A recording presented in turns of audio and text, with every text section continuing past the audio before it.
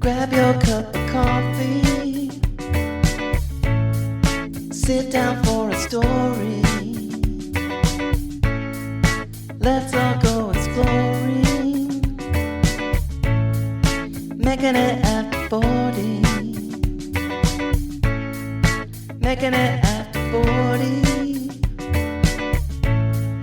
Making it after 40. Hello, friends. Welcome to the Making It After 40 podcast. I am your host, Lisa Rodriguez. I am an actor and writer who is still trying to make it after the age of 40. On this show, we explore what it means to be an artist trying to make it as a middle-aged person. This week, my guest is a good friend, Denius Garcia. Aaron and I did our grad review show together at Second City Hollywood, along with several other awesome actors and improvisers. But Aaron and I were the old folks in the group. These days, Aaron's focus is on writing, both for television and film, and he's also written a novel. Aaron and I chat about the state of the industry, how the timing of our foray into Hollywood has possibly impacted our progress, and shifting your mindset around the definition of success. It was really great getting to connect with Aaron, as we hadn't seen each other since our last production of False Idols, which was late 2018. He's one of those people you want to have on your team. So sit back and enjoy the show. Okay. All right. So today on the show, I have Aaron Garcia. Aaron is a good friend of mine that I met back at Second City. We did our amazing grad review show, False Idols, to all brag that we had much critical acclaim in the comedy community. They say it was one of the longest running grad shows. So yeah, we just kept getting put back up there. It was awesome. Aaron is a writer. He was an actor before, but now mainly he's just writes. And that's actually one of the things I was so curious about with Aaron's decision to kind of just focus on his writing, because I'm having a little bit of that question in my head as well, like trying to figure out where I should be putting my focus these days. And so I'm so glad you decided to be on the show with me. Thanks for having me. Excited to chat about it for sure. Yeah, it's interesting, the decision to switch to writing, I guess. I did that years ago. Yeah. I've been out in LA now for 22 years and, moved out to do the acting thing and everything. And about 5 years into it is when I realized that I actually wanted to be the one creating the stories. So I always tried to balance both the writing and the acting, because I still enjoy performing, especially when it's for laughs. But but I just realized that I had a passion for writing. So I continuously did that. And it just seemed like slowly over time, the acting kind of fell by the wayside. But, I still try to go back every once in a while. Saw a friend's improv show last night. I was like, I want to do that again. So yeah, it kind of sucks you back in. Especially I feel like the on-stage stuff, it's just so fun to just play. It is. And to get the immediate reaction, it's definitely a lot of fun. I did stand up for about 6 years as well. So oh, you did? I didn't know that. I did, yeah. So that was a lot of fun. But, again, it's enjoyable for the rush that you get and just kind of that immediate reaction, being on stage, making a fool of yourself. Yeah. But the hustle to succeed doing that is what kind of, makes the decision for you as to whether that's the path you want to take or not. Where do you want to put that energy? So, I enjoyed it while it lasted, but I told myself I performed a lot around LA, but I had to make a decision. Is this something I want to do and go out on the road, or do I want to keep working on the writing? The writing won out once again. Yeah. Well, why don't you go back and tell us about your journey into like coming to LA, and I don't know, some of the challenges. I think it's like for folks like you and I, it sounds like we came to LA probably around the same time. And it was a different world when we first so different, arrived here. And then even just like the fact that we're like still trudging along trying to make our inlays into this entertainment industry. Yeah. I always say that I call it our Hollywood generation because it spans, I think, a few generations. I moved out in 2001. Okay. And at that time, on the acting side of things, it was still black and white photos. It was still done on actual camera rolls. So you Yeah. would pay $500-$600 to get 24 pictures and hope that one of them was good enough. Then you'd have to Yeah. go and get them printed out. You'd have to print out your resume and staple it to the back and then put it in these envelopes to send to people to submit. So it was a Yeah. completely different world. And then Did you yeah, did you end up getting the envelopes with a clear view at some I point? tried. It's I like, did do that. Yep.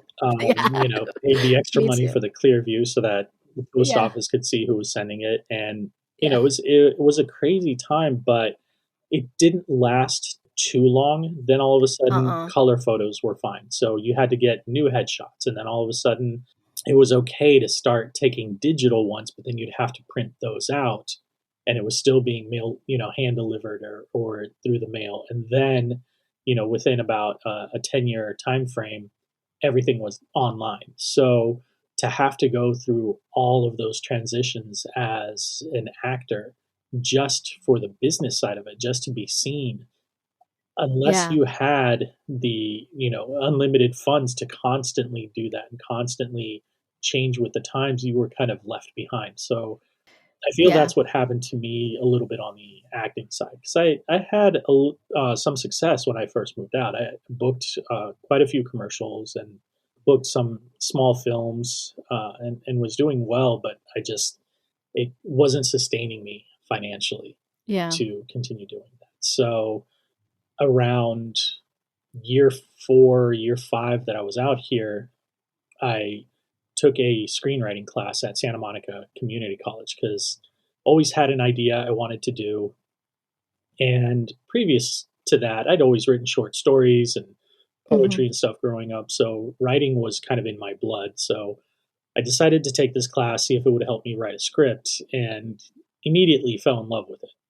Yeah. And on top of that, met two of my oldest friends in LA too, which is great. And that's insane. I have two friends that I've known for over 17 years in That's LA, and great. that's not something you find easily here.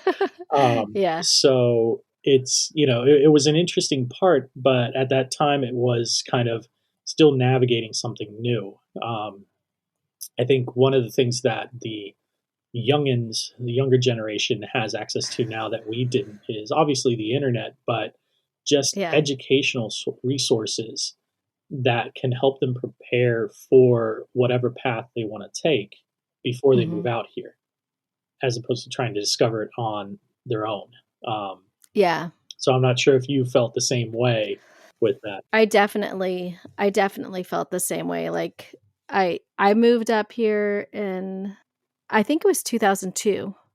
So just a year later, and my first headshots were black and white, and then by 2005 I had to get color. Yeah, Yeah, I didn't, like, you'd go to Samuel French to try to get the resources, but but where else did you get resources? And it was like going to acting classes, then maybe you meet someone and they tell you how to do things or whatever.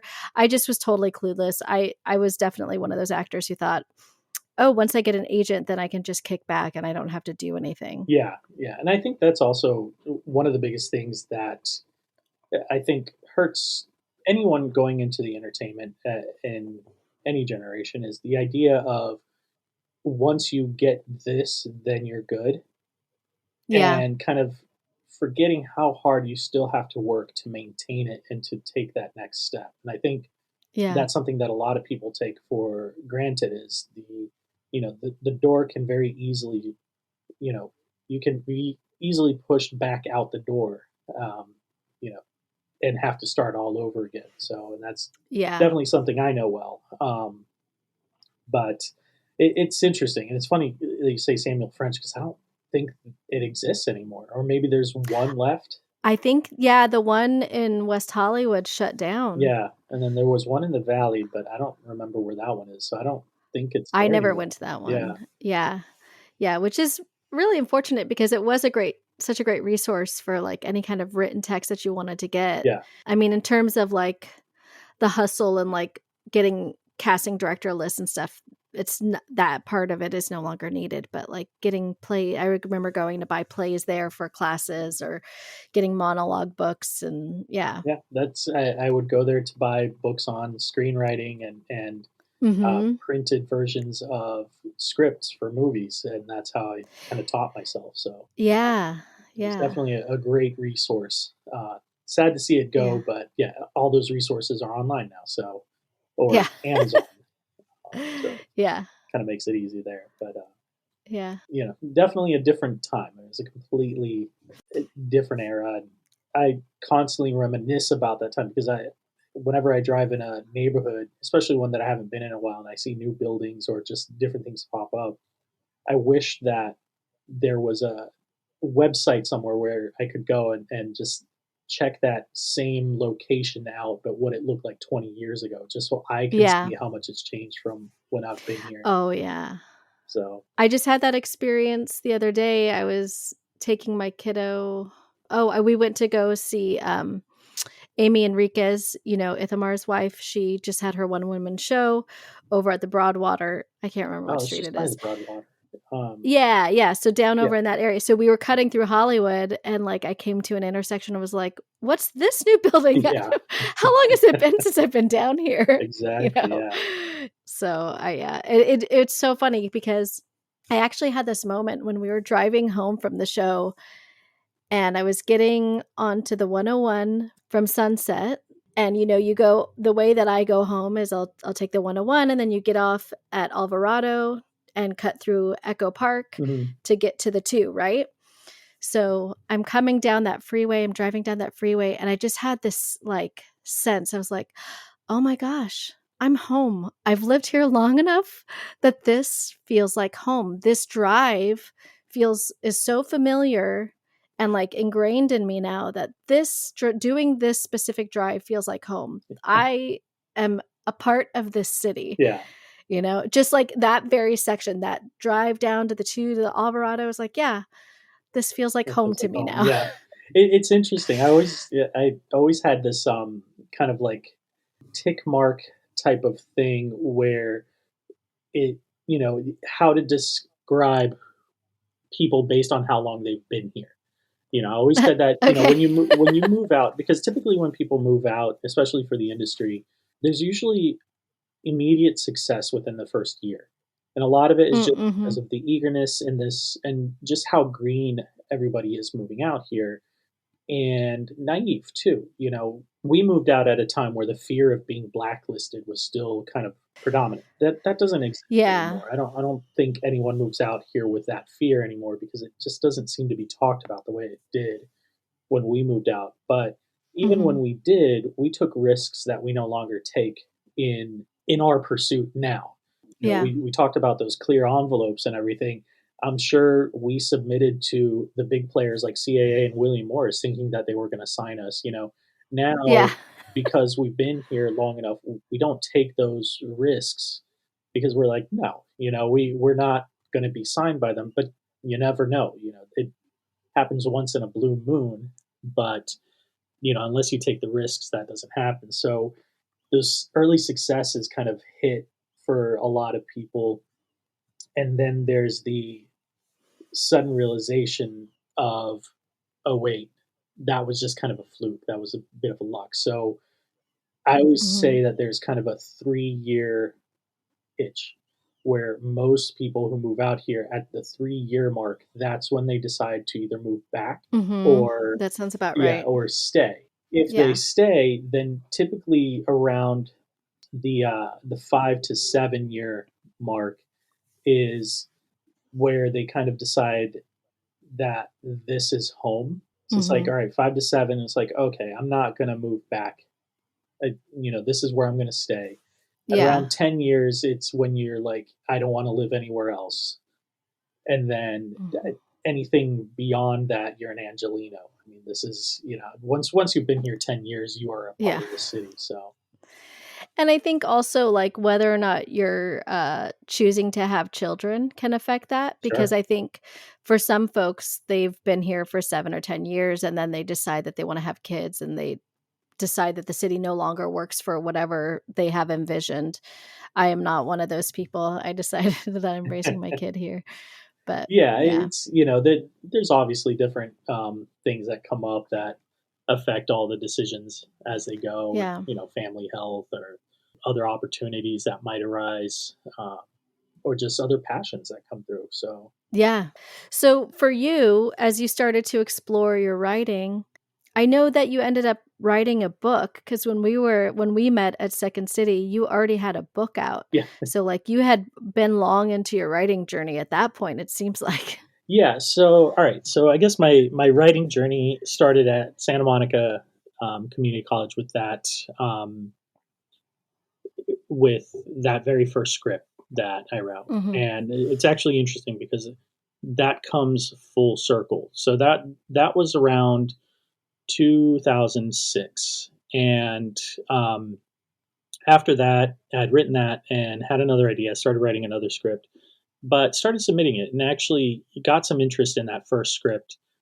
But it was very rough. I mean, it's very rookie. Yeah. If you were to read a script from someone who wrote their first script, you would recognize that there is a lot of work that still needs to be done to get it Right. to a perfect place. And one of the things I will always say is, at least once every other year, go back to your old scripts and try to edit them and bring them up, because things like pagers are no longer relevant. And if you still have something like that in your script, it doesn't necessarily make sense. It ages it so and dates it. Yeah. And I kept writing. I kept writing features at that point, and got to a point where I was very prolific with how I was writing, and then just very quick. I wrote a feature in 10 days once, Oh, wow. and it's still one of my favorite ones, and still one that I feel has an opportunity. And that script, at the time, I was working as a golf instructor for kids. And Mhm. one of the parents to the kids, happened to be a TV writer. And I had worked with him at this point probably for about a year. And through Mhm. conversations, just, when he would come to pick up his kid, he'd find out that I was a writer, and I never pressed, I never pushed or anything. But an opportunity came up to be a writer's assistant on a show that he Oh, had wow. created. And he asked to read one of my scripts. And I had one ready and sent him that script that I wrote in 10 days, and got an interview from that and got the job. So, Awesome. and that TV show was Leverage, for TNT. Oh, that's right. Yeah. Yeah, I remember you talking about having worked on that show. right. Yeah. And I came on in the fourth season and got an episode on the fifth season, and Oh, wow. wrote an episode. It's one of the fan favorites, which I'm very grateful for.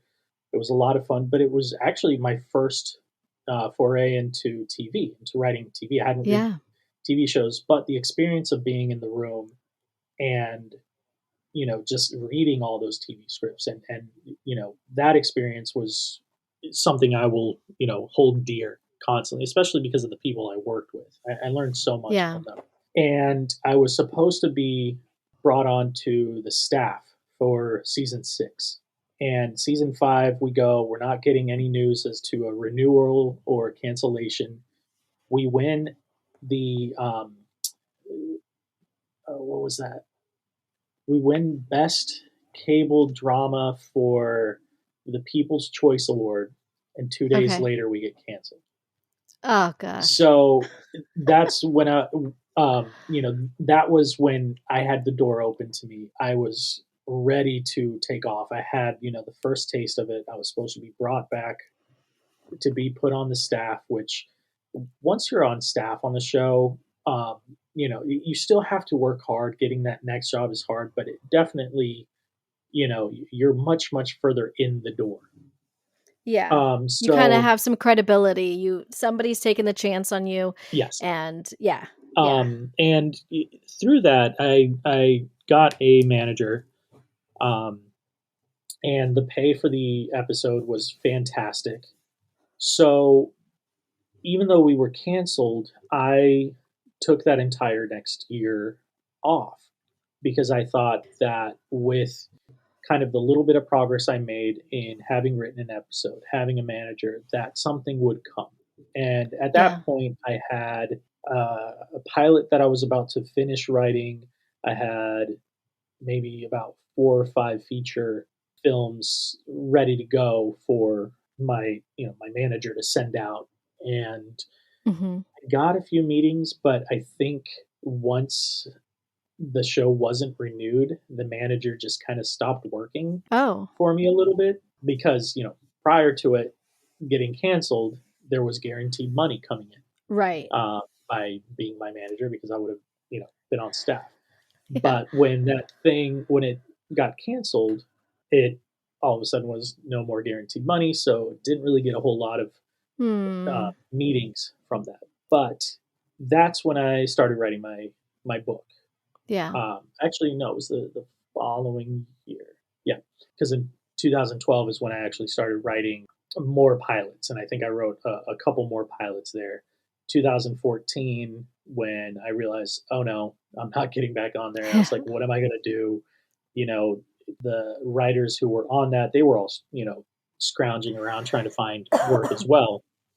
So, while they're looking for work, it's hard for them to kind of all of a sudden go like, "Hey, I'm gonna help you out as well," Right. because they've got to watch out for their own skin. So Yeah. basically, what ends up happening is I end up starting to Uber everywhere, and it was at a time where Ubering actually was, it worked out Yeah. really well, like paid decently. So I would Uber and then end up at a cafe and started writing my book.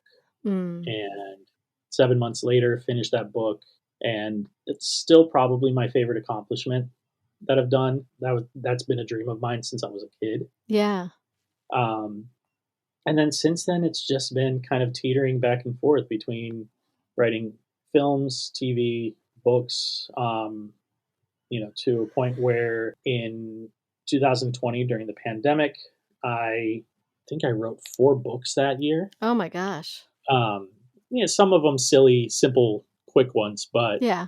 still, got them there, fine tuned everything, and then, kind of geared myself to go out there again. I was like, all right, I'm going to put my TV and film stuff out again. So I submitted to contests and started getting positive feedback, and I was getting quarterfinal, semifinalists, finalists. Yeah.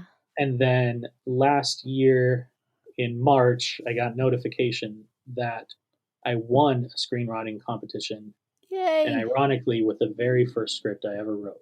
Really? So, yeah, so it was great to have that come around full circle, Oh. to feel like this is great. And it didn't hurt that there was a money prize with it that seemed to kind of pay for all of the competitions I'd entered over the years. So I broke even. Yeah. That's really cool. Well, okay, so I want to go back and ask you a couple questions.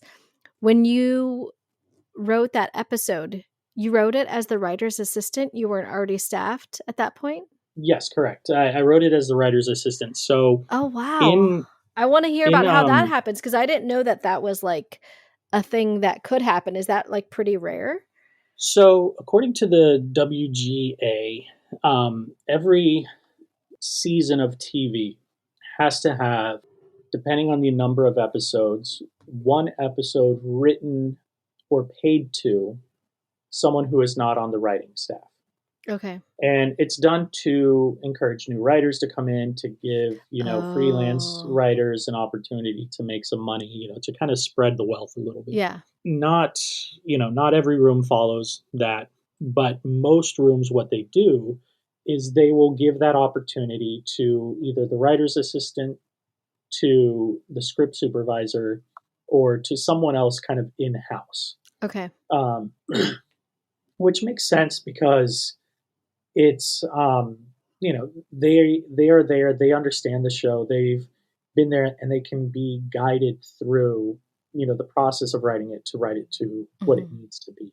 So they gave me an opportunity to pitch an episode, or they told me that I would have an opportunity to do so, and I pitched the episode. They loved the idea. At one point, they were actually going to use the first idea as a season finale, which would have been huge, to get that opportunity. Yeah. But we ended up going a different direction and made it more lighthearted and opted to put it in the next season. So I almost got an episode the very first season I was there. That would have been amazing. Yeah, it would have been fantastic. But the whole idea is, you have to be patient. That's not why you were hired to be there, but you're patient, you watch, you learn, and you just have to be ready when you get that opportunity.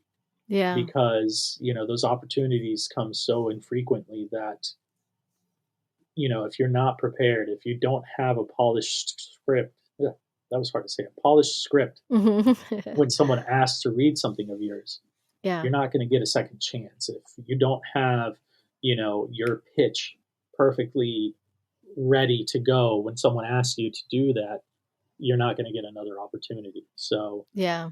or it's going to be very hard to get the same opportunity from the same person. Lindsay talks about that too. Our friend Lindsay, she was always wanting to make sure she had scripts ready to go because she had a situation like that where she had met someone, I think at a family party, because her, as you know, her parents worked in production. She comes from a long line of production folks, and she didn't have scripts ready, and so she felt like she missed out on that. Yeah.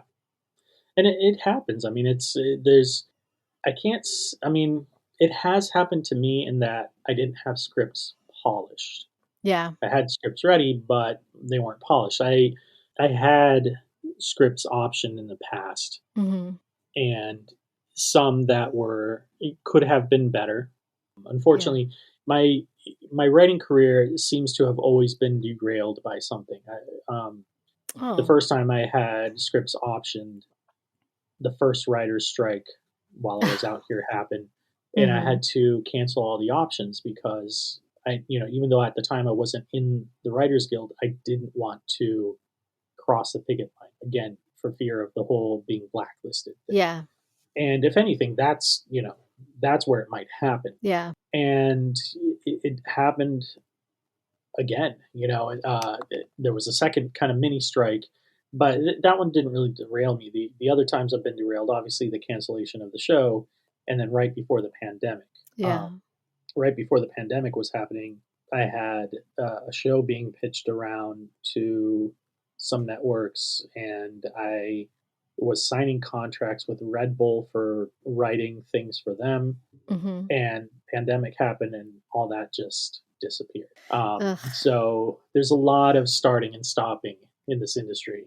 Well, it sounds like we're about to maybe go into another writer's strike pretty soon. Yes, but the positive side to it is that SAG is negotiating at the same time. Yeah. And I don't think that if both the Writers Guild and the Screen Actors Guild are negotiating at the same time and both threaten a strike because they will have solidarity, I don't think the strike will last long. I think there'll be some delays in the negotiation.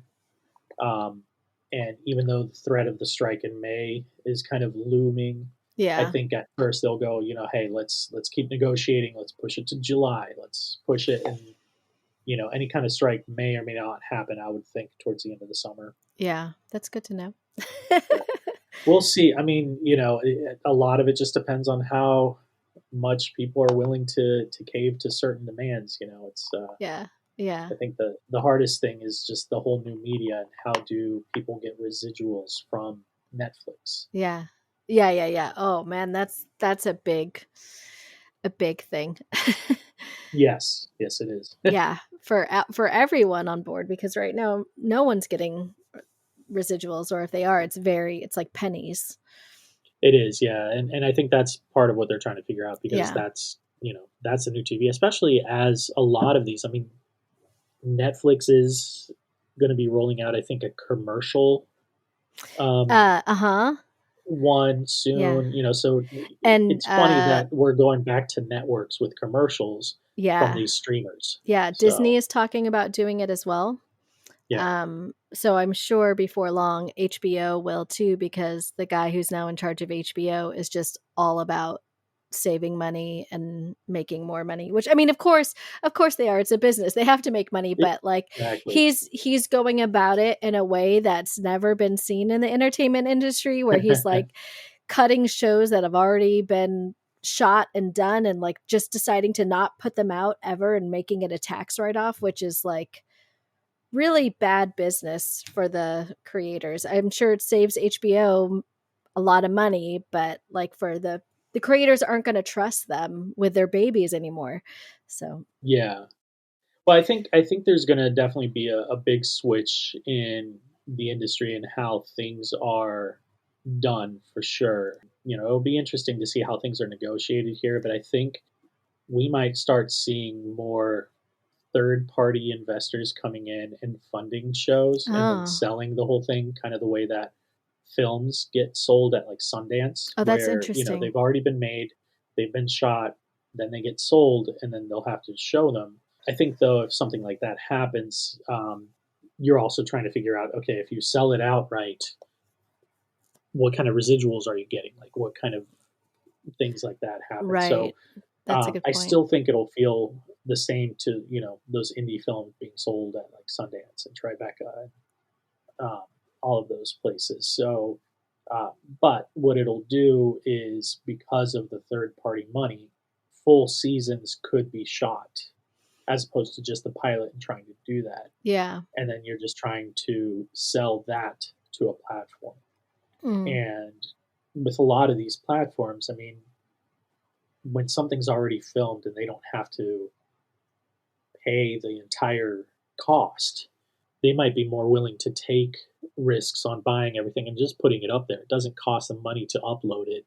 Right. It might cost them to buy the rights to it, but Store the um, data.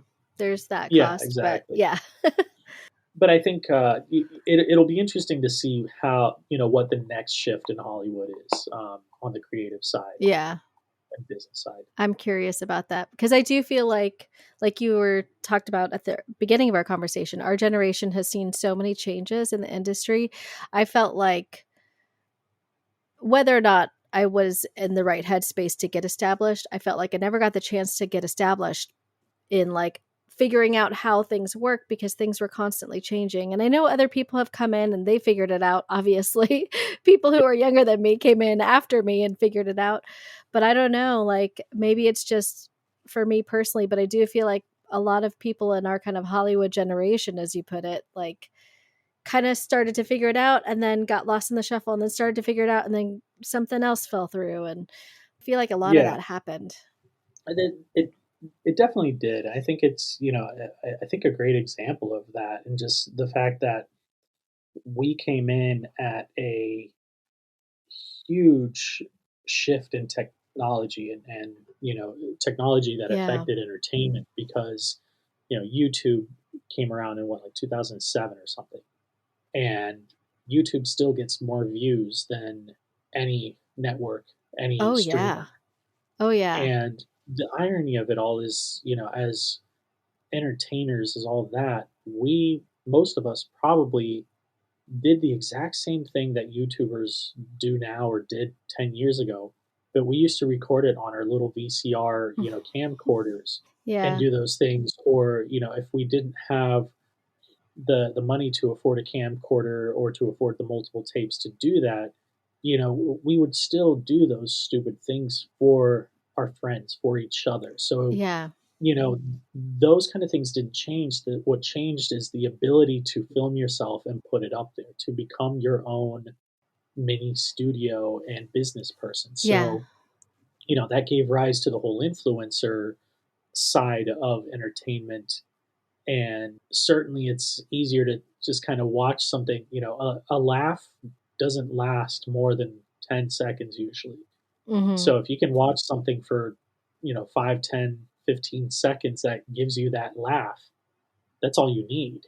So that becomes the new drug of and that's where TikTok comes in. It's like, Yeah. you scroll, oh, this looks like it'll make me chuckle or give me some form of quick emotion or emotional reaction to this.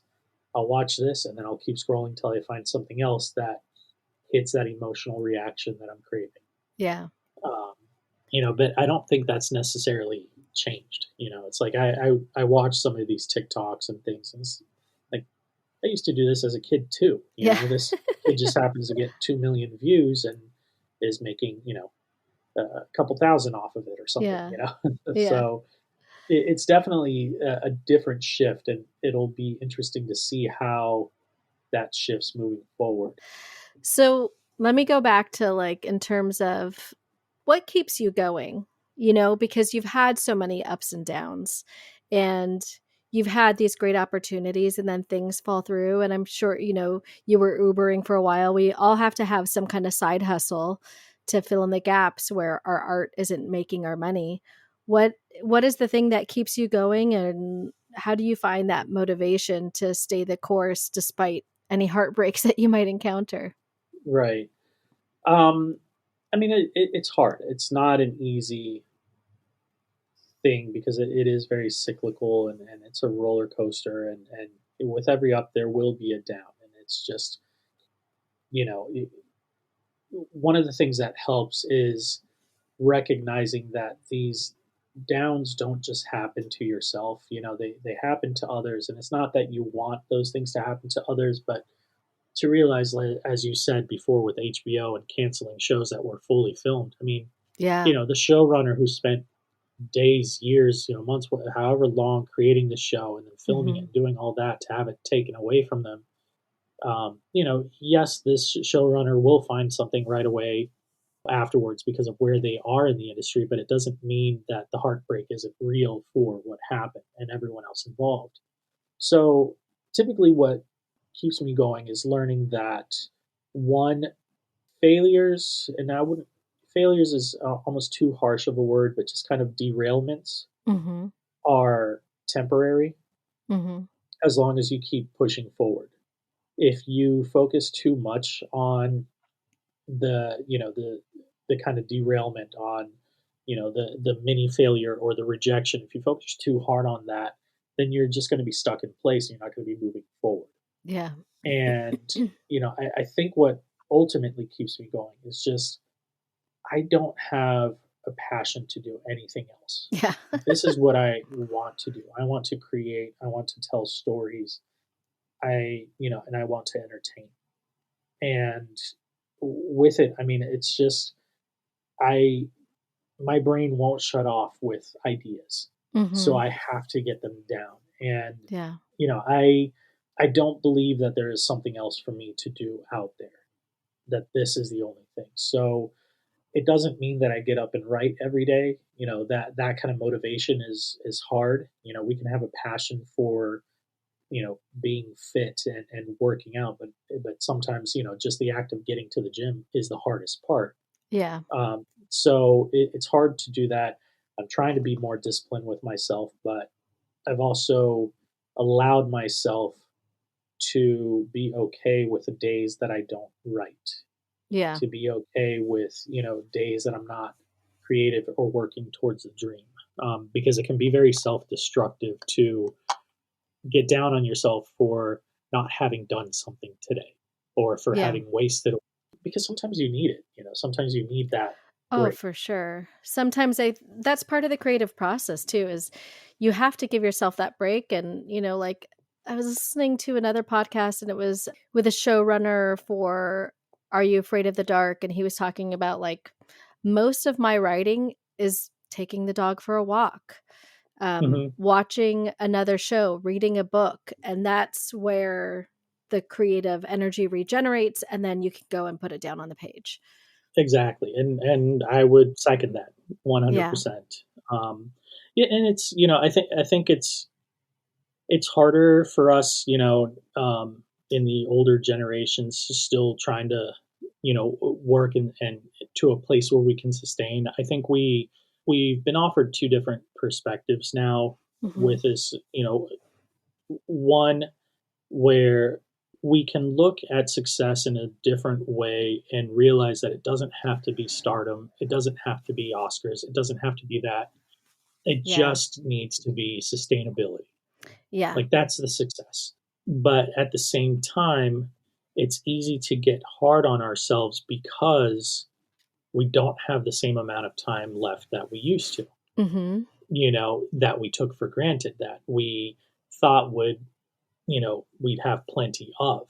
Mhm. So, we definitely feel like we're fighting against a ticking clock saying, Yeah. hey, there's a little bit amount of time.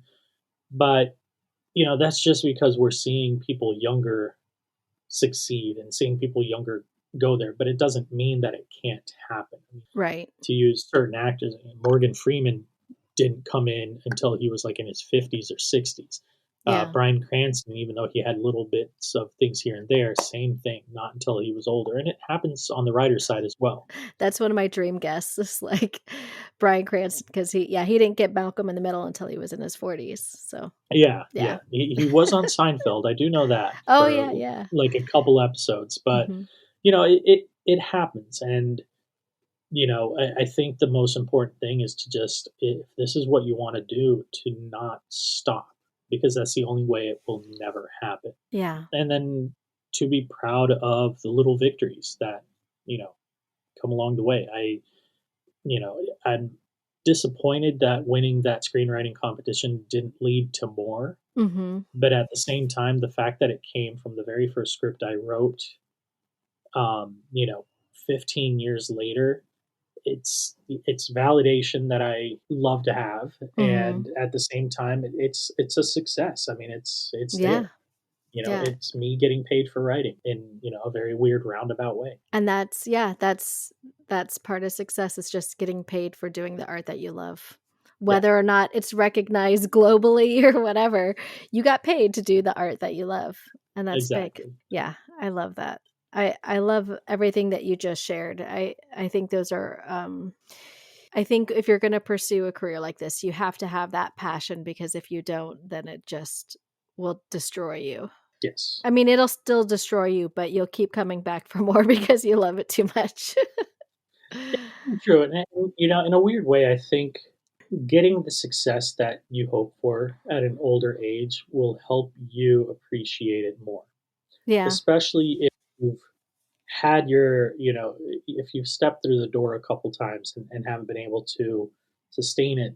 When you finally do make it completely through the door, you will do your best to hold on to it as long as you can. Yeah.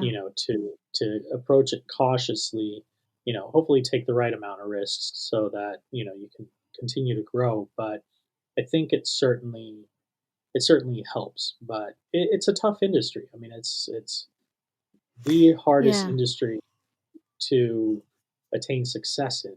Um, I remember reading some weird stat, and I'm paraphrasing, and at the same time, I don't recall the source, but they said something along the lines of, in 2019, more people got paid to play professional football than got paid as a WGA writer. Oh my gosh. And that's crazy. That's insane to think That about. is insane. Now, mind you, there's a lot of people on those football teams, but still, Yeah. and a lot of it is because one writer can have 2, 3 movies come out in the same year. One writer Yeah. can work on 2 or 3 shows, and the writers' rooms keep getting smaller and smaller. So Yeah. it's you're definitely working hard for something that a lot of people are working for as well. Yeah.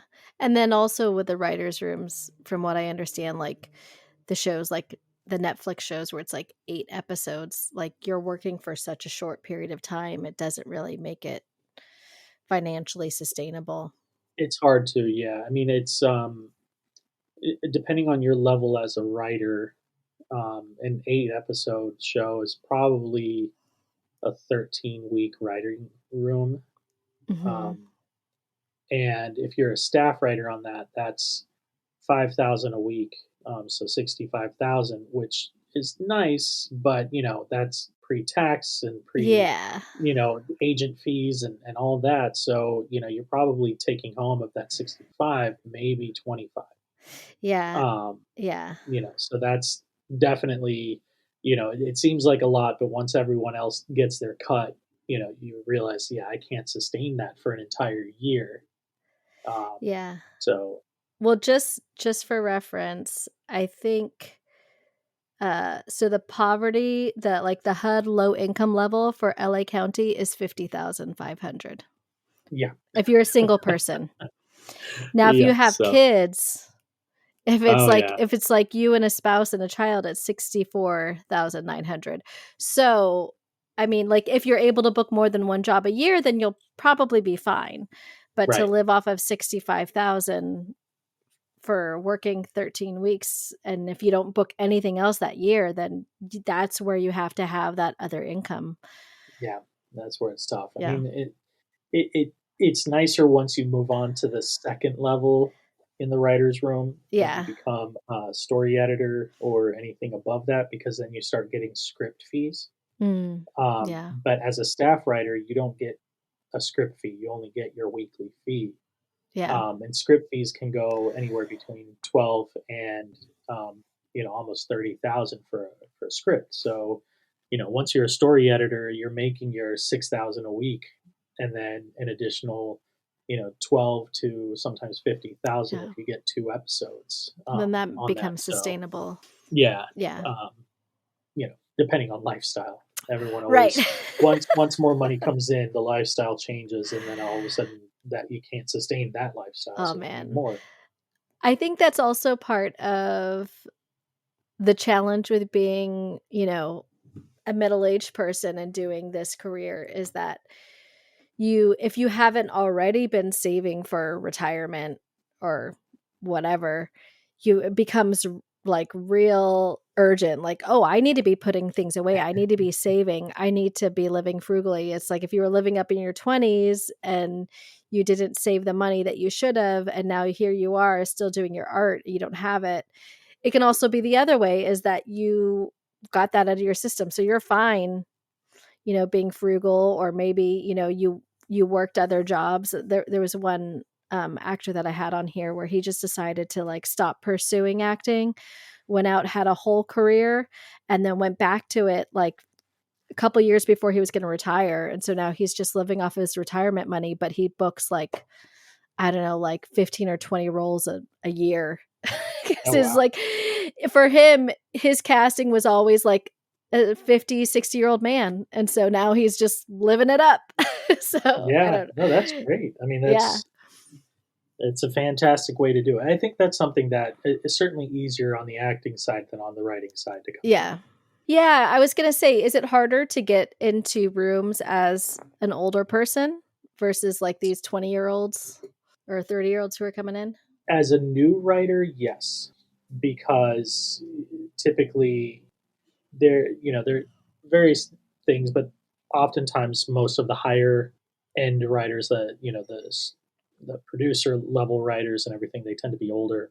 Mm-hmm. So when they bring in new blood and staff writers and that, they tend to want to bring in younger um, people, one to just offer a different perspective, um, but also just there's still a lot of nepotism that happens and Yeah. favoritism and a lot of that. So a lot of those get brought in for there. It's certainly hard in that regard. The nice thing is that typically you don't have to include your age if you're trying to, Mm-hmm. get a job, and until you actually get a interview, people won't really be able to see Yeah. you and your age. So, um, so it's not as kind of gatekeeping in the beginning, but there's definitely some bias towards uh, younger writers for Yeah. those intro things. So, but that's just for the room to be staffed on there. As Yeah. far as being able to get a movie made or to sell a pilot, age doesn't really matter there, Yeah. so that helps. But it's the competition is still very tough. I mean, Yeah. I always say that the hardest job to get in LA is voice acting Yes. because 5 people can do 200 roles. And that often happens because with voice acting, on any show, one person will do 5 different voices Yeah. for an episode. So, it's hard to get in because one person can do that. Mhm. Writing is the next one that's harder because, I, at this point now, have over 20 pilots and scripts ready to go. Yeah. So, if I all of a sudden start getting any kind of momentum, everyone is going to want my next thing. And, all of a sudden I'll have, of those 20, 10 of them out being read and possibly shopped around, um, which takes opportunities away from others. Of course, if it's happening to me, I'm going to be like, yay, great. I'm Yeah. not going to say, hey, you know what? Let's not worry about this. Give this guy a chance. So there's a lot of that because as a writer, you can have multiple shows going, multiple scripts out there, but that takes opportunities from others, whereas Mhm. with acting, you can't really act on two things at the same time, Yeah. so and I'm not saying that breaking in as an actor is easy. It's No. just there's more opportunity because if one person is busy, a Mhm. different opportunity that they would have had is now open to someone else. I will say that I think the challenge with acting these days is getting those first few opportunities because so many actors who used to like just do movies and feature films and big roles will now take guest starring roles and will Yes. take roles that are not series regulars. So there is the competition has gotten really stiff and like I mean, hey, why not? There's some really great guest starring roles that come up, and if your whole goal is just to tell good stories, of course you're going to want to do them, because I think there's not that stigma anymore where it used to be like, oh, well, that's beneath me. I think Right. for people now, it's just, I just want to tell good stories and that's respected. Yeah. No, I definitely agree, and I think one of the things too that we'll see a big change in is if you look at the movie stars that we have right now. Yeah. For the most part, it's still the same movie stars that were there 10 years ago, that were there 20 years ago. I mean, Tom Cruise is still one of the biggest movie stars. Will Yeah. Smith, still one of the biggest movie stars. Mhm. So, people still see them as the box office draws. Well, who are the new players in that? There are Mhm. very few. You have actors who certainly jump in and, have the charisma and do well, but they don't carry the same kind of star status that a lot of these older actors do. So a Yeah. lot of stuff still sways, at least on the film side, still sways towards casting, Tom Cruise or Brad Pitt. uh, Brad Pitt Meryl or Streep. yeah, Yeah. exactly, Meryl Streep. We have why am I drawing a blank on her name from Pretty Woman? Uh, Richard Gere? No, no, Oh. the actress Julia Oh. Roberts. Julia Roberts. My goodness. Yeah, Yeah. Charlize Theron, Julia Roberts. Yeah. Yeah. They are still the ones. I mean, Kate Blanchett.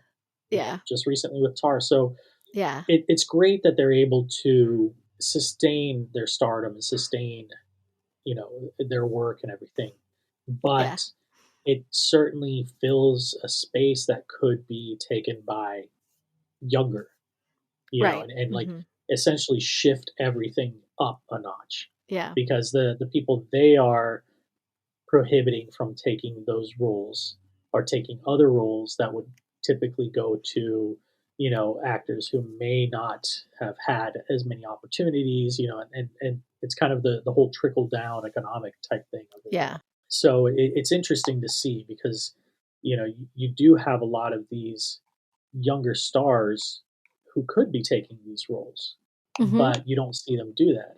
It's interesting to see how that happens. So I think a lot of those younger stars are now gravitating towards TV. Yeah. Yeah. I also think that some of the younger generations aren't as interested in movies. Like I know my kiddo he's not interested in movies at all. Unless it's a horror movie, then he's Right. interested in it. But like we'll try to sit, like we used to do movie nights all the time, and now it's, we have to like fight with him. Like we have to bargain with him. Okay, we'll let you watch this movie this time, but you gotta watch this movie the next time with us, Yeah. or like he doesn't want to sit down and watch a whole movie, but he'll watch YouTube videos all day long. Sure. Yeah. And Yeah. and that's definitely a paradigm shift there with it. And as he gets older, it'll definitely, he'll have more patience to sit and watch things and follow along for the story more. Yeah. I think YouTube has become kind of the new Nickelodeon, that kind of stuff. I mean, when we grew up on Nickelodeon and everything, Yeah. those shows were most of the time sketch shows pieced together to make something, but we didn't have, our own kind of device in our hands to watch. Yeah. Uh-huh. And the truth is, most of the time when we sit down to watch a show or a movie, we have our phone in our hand too, and we're doom scrolling through TikTok or various things. So we're not even capable of sitting down and watching something unless we go to a theater. That's always a big argument in our house. Like, put down your phone. Will you put down your phone? Okay, fine. Yeah, exactly. Are you watching this with me or not? No, and it's very true, and I think that's the whole Quibi thing that happened. I think they just didn't know what content to put out there, but it's something that's going to happen where we're going to start seeing 10, 15-minute shows that, have 30 episodes, 40 episodes versus 30 or hour-long shows that have, 6 to 12 episodes. Yeah. Because people want content. They do want to see things. They do want to follow things. They want to be sitting on, a bus or a metro and watch something for their 15-minute ride. As self-driving cars and a lot of these different things, I mean, this is, years down the road, but as those start coming in, people are going to be, their attention is going to be free to watch these little things. Yeah. I think we're seeing the early kind of Neanderthal parts of it with audiobooks and podcasts. The growth of those, because you don't have to watch a podcast, you don't have to watch an audiobook. Yeah. But how much those have grown in the last few years because people will listen to them while they drive or while they are on, a train or anything like that.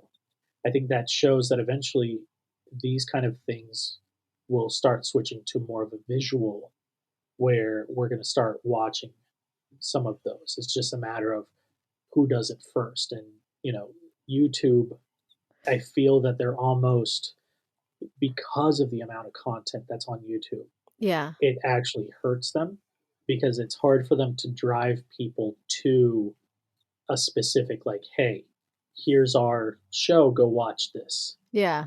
And because I think Cobra Kai started on there and it did well, but it just didn't sustain. Yeah. So Netflix picked it up. Yeah. But I think it was also because they didn't stick to their model of 10 to 15-minute episodes. Yeah. If they had done that, then it would. Yeah, no, because like I think it was YouTube Red, right? Was like the TV show was like their studio or whatever. Yeah. And they still have YouTube Red, but I think they're trying to figure out what they want to do with that. Yeah. I know that they actually just bought the rights to football games for next season, I think. Oh, wow. So, yeah, there's going to be a big shift. And I think that's, everyone's kind of running around with their heads cut off right now, trying to figure out what's going to happen next, so that they can be ahead of the game. Well, it's like you said at the beginning of the conversation. It's like we're coming back for full circle, and it's with all the subscriptions, you're paying just as much as you were paying for cable. So exactly, it's how long before someone offers a bundle package for all the streaming subscriptions? Like, oh yeah, people, it's called cable. Yeah, it'll happen. It's just kind of it's an interesting thing, and it'll be fun to watch. I just hope that I'm not behind again. I know, me too. Well, we got to be on it. So I guess for this year, write a bunch of scripts, ride out the writer strike, and then when everything comes back, then try to go out and pitch it maybe. Yeah, exactly. That's Yeah, you don't want to get the deal going before the writer strike happens. yeah. I'm gonna wait this time till afterwards, unless the deal is finalized before it happens. Yes, yeah. I've got 2 questions that I always ask my guests. One is, what advice would you have for someone who's coming up, and whether they're young or they're like, getting closer to middle age and they want to pursue a career in writing or their art in general? What kind of advice do you have for folks out there? I would say, and I feel that this definitely hits a little bit harder on the writing side, but it works for everyone. Is Yeah. that don't focus on the end goal. Focus on that, but make sure you spend an equal amount of time focusing on the journey and Mm-hmm. enjoying that part of it, because it'll make everything that much more enjoyable. Because you don't want to get to a point where, yes, you might succeed, but then you look back and realize that you never took the time to appreciate the work you did to get there and to enjoy the acts of what you're doing, to enjoy the act of writing the story. Yeah. It's not about the finished product. Enjoy the story you are writing, because it will make you a better writer. But at the same time, it won't make or break your happiness based on the outcome. Yeah. Yeah, I think that's good. And I mean, like, speaking from my own experience, I know for a while for myself, I got too focused on like having expectations and like what I expected this to generate for me. And then it just becomes disappointing even when you put it out there because it doesn't meet those expectations. Right, And it exactly. was good and it was fun, but now you've disappointed yourself because you had this expectation. And so just let those go. Yeah, no, it's very true. Yeah, Yeah. definitely gotta focus on the things that are immediately there. Yeah. The other question that I always ask, and you kind of already answered this, but what does making it mean to you now versus when you were younger? When I was younger, it was definitely, you know, recognition and money. Mm-hmm. That was making it to me, but that was more when I was focused on kind of the acting side of it. Now as a writer, making it, and older writer, Mm-hmm. it's just getting to a point where I can wake up and comfortably know that all I need to do is write Yeah. without having any kind of stress of, will this sustain me financially? Um, I don't need the recognition as much. I mean, all of that stuff would be fantastic. But I just want to get to a place where writing for me is all that I have to do Yeah. in my day. Yeah. That sounds like a great place to be. Yeah. Yeah. I'm I getting love there. that. I'm getting there. Yeah. Little by little. Yeah. Well, Erin, this has been so lovely. Thank you for taking the time out of your day to sit with me and chat. Thank you for having me. This was a blast, and it was great to catch up too. I know it's been so long since we've like had a conversation, let alone, I mean, this obviously isn't in person. I mean, the last time I saw you in person was I Probably the last fall cycles. No, there's probably one of the there like was little parties or something at yeah, maybe. I don't know. It might have been the last fall titles. I don't know. I know it's crazy. I mean, it's insane to think that Second City isn't even there anymore. So, I know. yeah, it's kind of It's so sad, sad. but It is yeah, sad. Yeah.